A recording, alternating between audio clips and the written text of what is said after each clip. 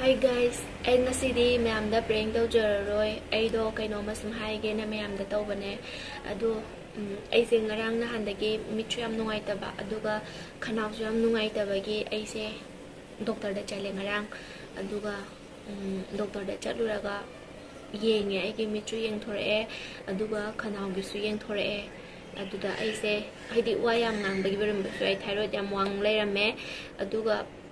aduga mitchu aise hana -1 da leibane bako ado -2 yorame aigi oi thangba mitche -2 leirame aduna ai wari pabase ngasidagi lepcharage na khalle hana pasan ge ba record leiriba sindo adudu budi ai kaino tawni bako thadomni ba adubu upai leite aina wari se ngami gaidi page na khanbane adubu ngamgani bathaje haidi ayu yumna su chaire haidi wari padradi yada bai tak nang wari duna hena lubra khotbra na aingona ngange adu ai hana di kasu yamna di sumaina problem di lem da bane ba do wari pa ba do akuppa gum sum kuini yang pagi oibra du de asu khangre do metro hena soksa le aduga khanau su yadre thyroid khara wange taw leirame hana di normal leibane ba aise aduga hojiti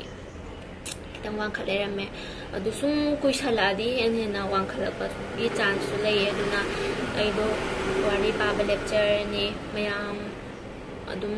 atopa wari mayam amasu lei basinse nungai na tabiyo aidi ngasi de wari paba lecture ni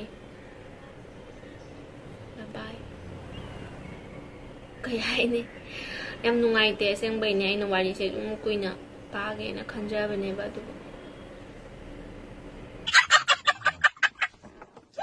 sorry man bra ya phagi tawbani da aido brain ko lam lei re bu ko adu thagala do ne hayang che manung da sum phagi tawbani ko thaja le ra ne wang de kai de thairo no amu wang khat pirak ta nai chit lai tong ba ngam jara Michu to -1 na lady ko thyroid chu kasum taw de normal me kasum taw de mayam aina sa mayam da prank taw bane bye bye lo sa lagi video ti side. Thanks for watching.